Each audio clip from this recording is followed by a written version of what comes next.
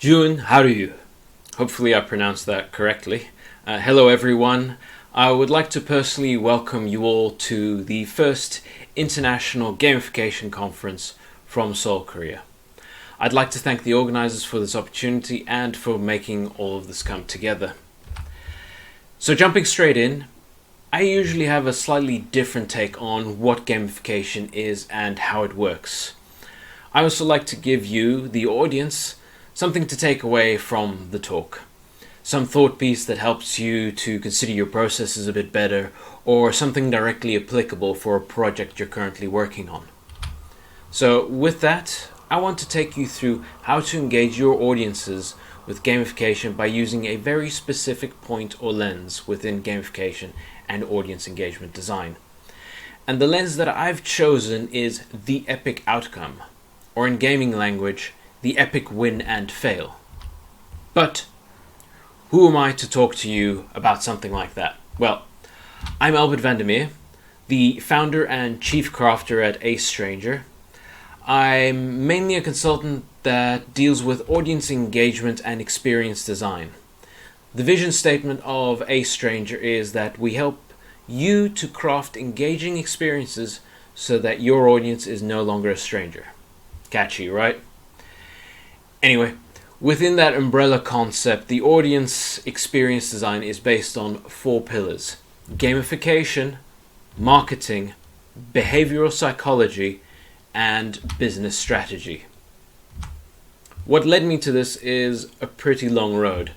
I have a background in film production and corporate filmmaking, which laid the foundation and helped me to better understand diverse audiences.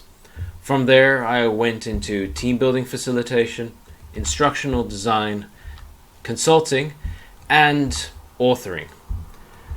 So along the way, I also co-authored a book on gamification and marketing called Press Start: Using Gamification to Power Up Your Marketing.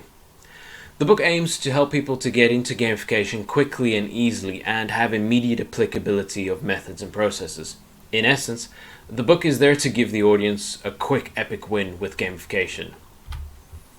And that's also what I'd like to give you today. A quick and useful takeaway for an epic win for yourself. And also how to give your audiences an epic win. And how to help you get over a failure by giving them an epic fail that motivates them even more to get that win. But before we dive into that fully, I think it might be worth quickly stating what it is that I believe gamification is, as this will lay the foundation of much of what I'm going to talk about today. As I said before, I co-authored a book on gamification marketing, and I feel that marketing and gamification actually have quite a lot of overlap. And as such, we also created a definition within our book, and that should help you think about how you can implement gamification.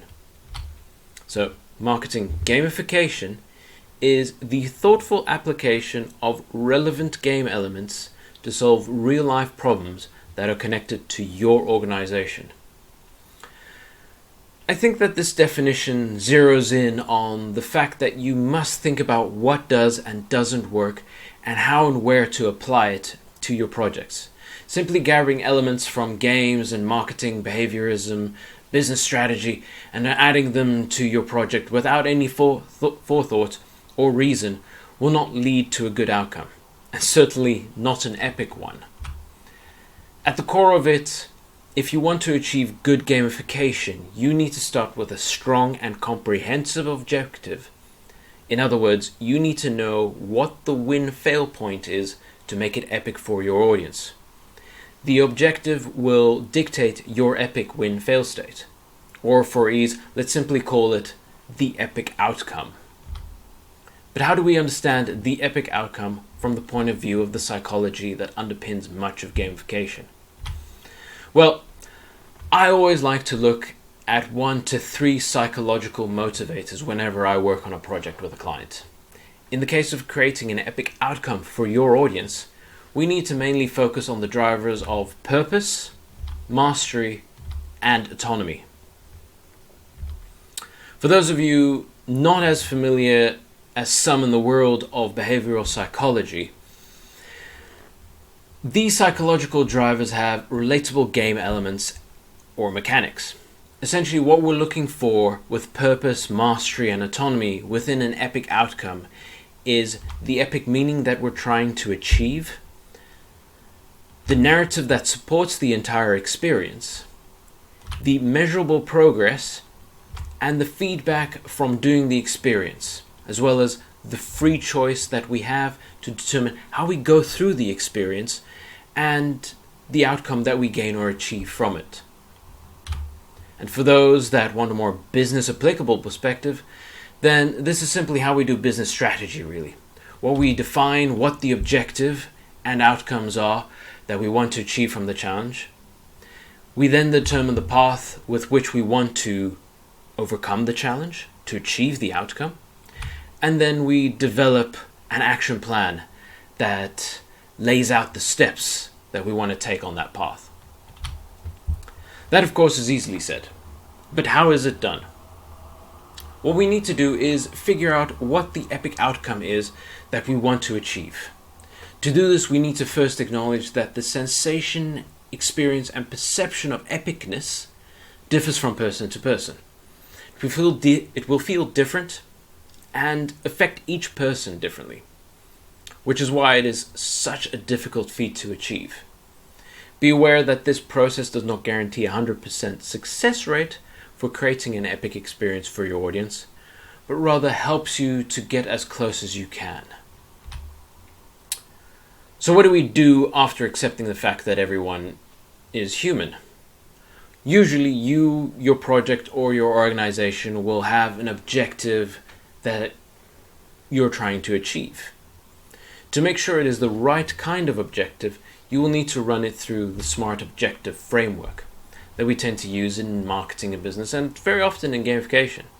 So you need to ask, is your objective specific, measurable, achievable, relevant, and time-bound?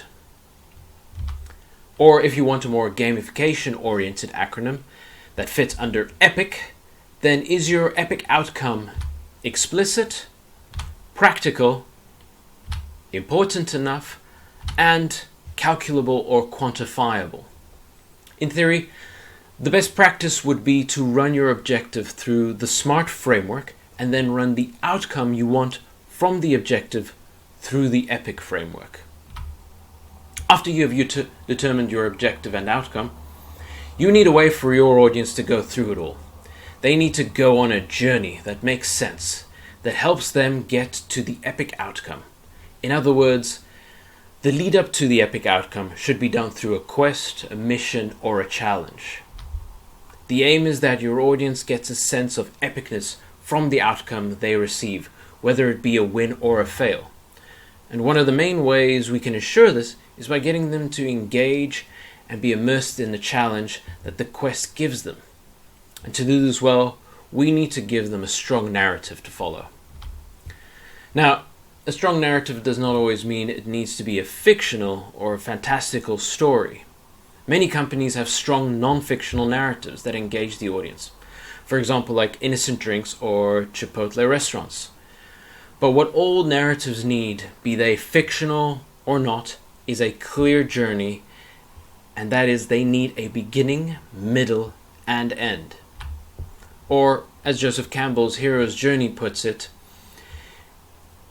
and this fits quite well within marketing campaigns, is that your journey needs the call, the initiation, and the return.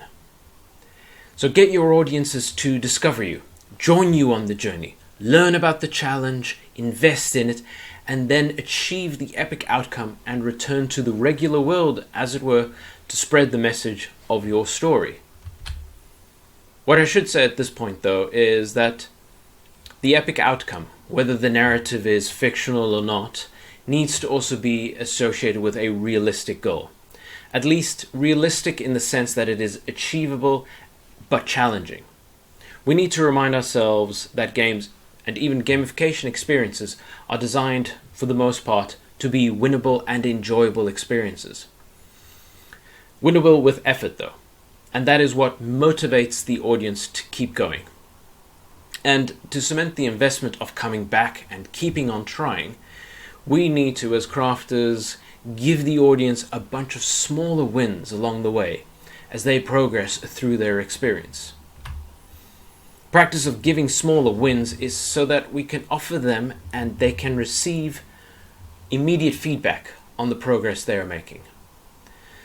The feedback is the core of it all. Without the feedback, the audience cannot know if they are moving in the correct direction or not. And especially when the outcome is an epic fail, the feedback system is of absolute importance, because the audience needs to be able to learn from the failure. And without a clear and entertaining feedback, the fail could be a crushing experience for the player. And for them, it may seem that the challenge is likely insurmountable. As the player returns and learns more about the experience and improves thanks to good feedback, then eventually they will achieve their epic win. As Jane McGonigal, who more or less coined the concept of the epic win in game-based experiences, states, "An epic win is an outcome that is so extraordinarily positive you had no idea it was even possible until you achieved it. It was almost beyond the threshold of imagination, and when you get there, you're shocked to discover what you're truly capable of. That's the epic win." And that's what makes the epic outcome important. The effort put in needs to be reflected in the outcome given to the audience. To add another line from Jane McGonigal, which will help the point I'm trying to make of the importance and difficulty of making an epic outcome, is go for an epic win, an awe-inspiring outcome that helps you be more motivated and less afraid of failure. And as I said, we need to give the audience smaller wins at the start. These need to give the idea that there is an epic win awaiting them. And through the effort of overcoming challenges, they learn and progress past these smaller ones. It may even be needed to give them a small epic win to offer the taste of what the big epic win will be like. And when they fail, and not if, but when they fail, it needs to be of almost similar epic proportions to what the win will be. Because that is the point that they push past the fear of failure and continue onwards to the win. The creation and crafting of a good and engaging epic outcome are without a doubt difficult. But there are a few points that we can lean on to help us with the development of the epic outcome. I should preface that a fair amount of these points are based on works that James Paul G., Ralph Costa, and of course Jane McGonigal have done. As we develop the idea of the epic outcome, we need to foster a gamer's mindset within our audience. This gamer's mindset will offer a variety of characteristics that will help us. First off, we need to offer a sense of optimism that is augmented with a sense of urgency and agency. The previously named authors have called this sense of extreme self-motivation. Because the gamer's mindset gives the audience a sense of agency and urgency, they want to tackle all challenges immediately. And because games are winnable, they have a belief that there is a reasonable amount and hope for success. This means that the epic outcome is possible and is worth trying to achieve. The second point and aspect is more of a social one and relates to competitive challenges. Whether these are competitive in the sense of a one-to-one challenge or an organization giving a challenge to a group of individuals, the point still holds. When undertaking the challenge with others, we enter a social contract. We place our trust in the experience and with each other. And that trust is that we play the same set of rules, and that we each invest in the experience, valuing it, valuing the goal, and staying in the experience until it's over. Through this, we build relationships, bonds, and cooperation. This point is important because if we wish to engage our audiences outside of game-like experiences and more with broader gamification efforts, then we need to develop relationships with them. The experience needs to be collective. whether there is a collaborative element in it of working together or a competitive element of individual effort, one of that the epic outcomes is a social connection.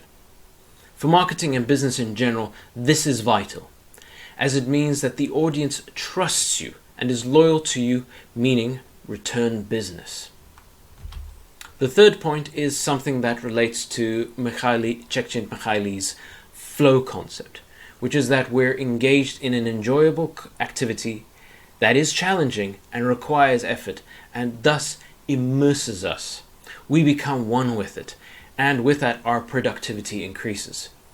Jane McGonigal calls this blissful productivity.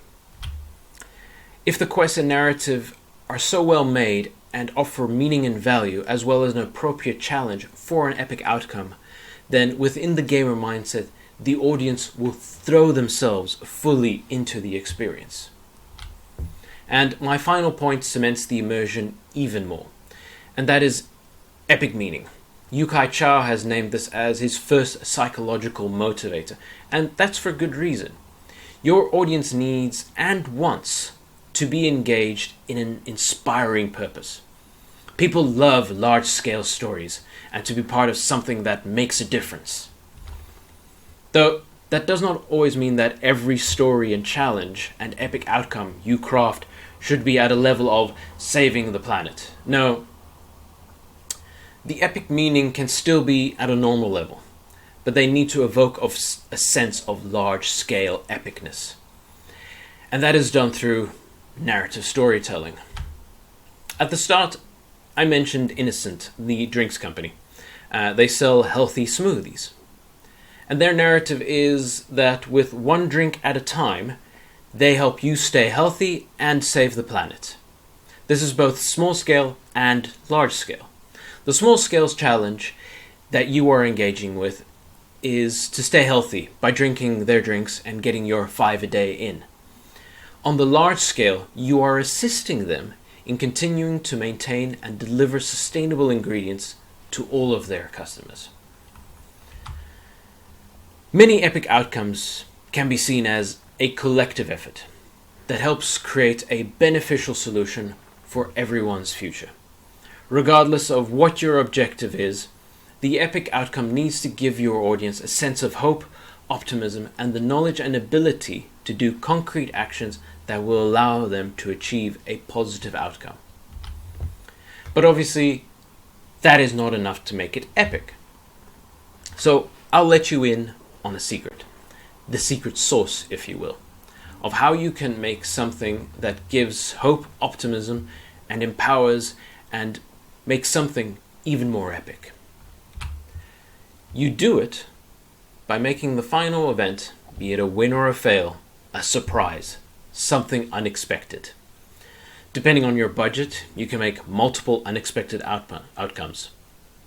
Thankfully, you only need one for the win, as that's when the audience finishes. And if they want to try it again, well then brilliant. Good for you. The fact that it is a surprise and unexpected is really what makes it epic. When you're creating that moment from effort to outcome, you need to allow the player the opportunity to pull off what can be called a moment of brilliance. In other words, the player needs to be given the chance and the options and tools to feel smart and amazing. They need to become the hero of the story.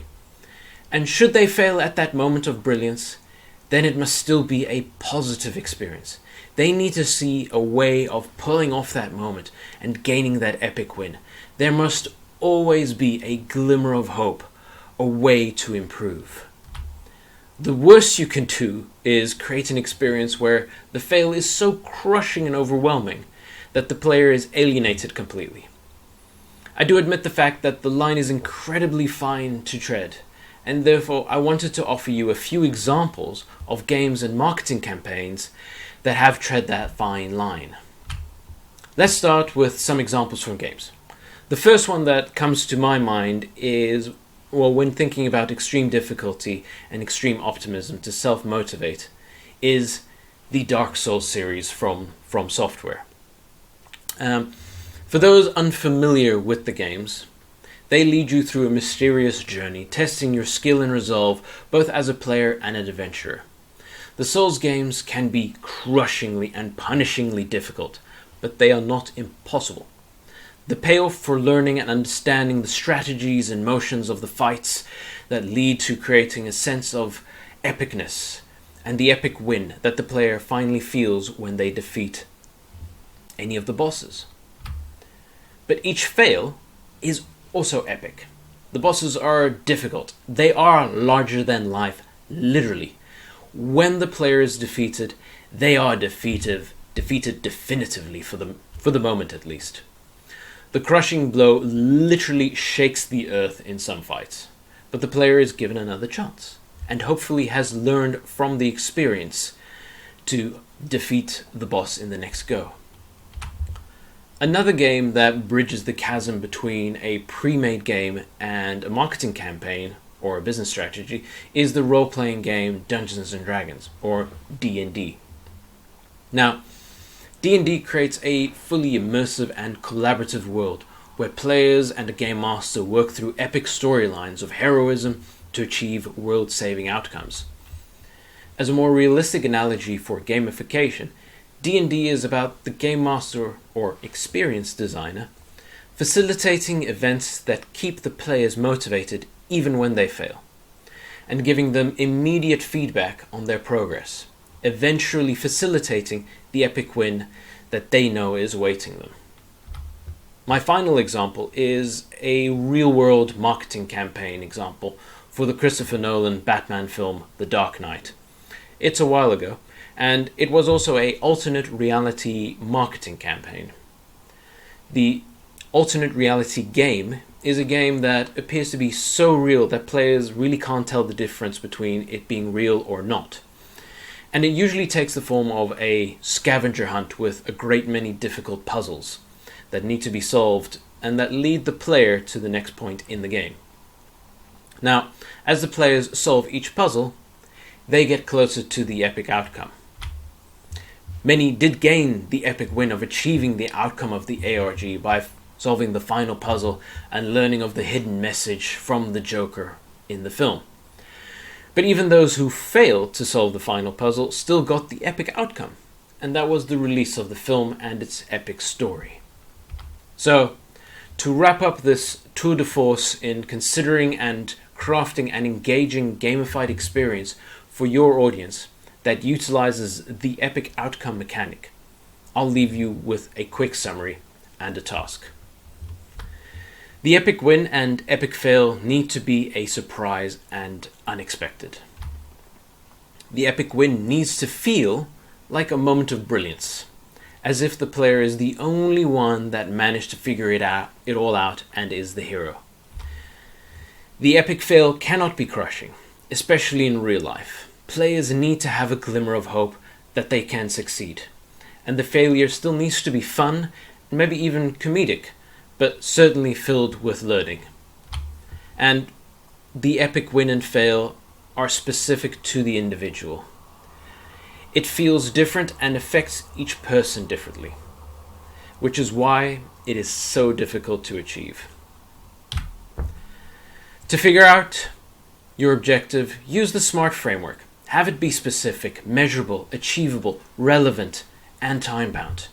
And for your outcome, have it be epic, explicit, practical, important, and calculable or quantifiable. And lastly, have a strong narrative for the quest, or challenge, or mission that leads to the epic outcome. Make sure that it has a constant and immediate feedback for your audience.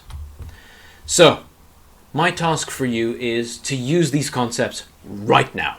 During the next break, write down on a piece of paper an objective that you want to achieve, either personally or for your audience. Then run it through the SMART framework and the EPIC framework.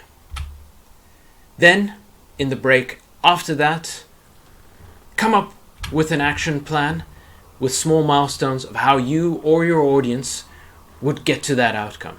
And then tomorrow, build a quest and a narrative that leads your audience through that action plan to the epic outcome. And if you want to, send it through to me, and we'll have a look at it and see whether we can engage your audience in an epic experience. And with that, I would like to thank you all for listening to me, and I'd like to thank again the organizers for giving me this opportunity to speak to you and impart some of the knowledge that I have. I hope you enjoy the rest of the conference and the day, and good luck. And I will try my Korean one more time with 안녕. Thank you and goodbye.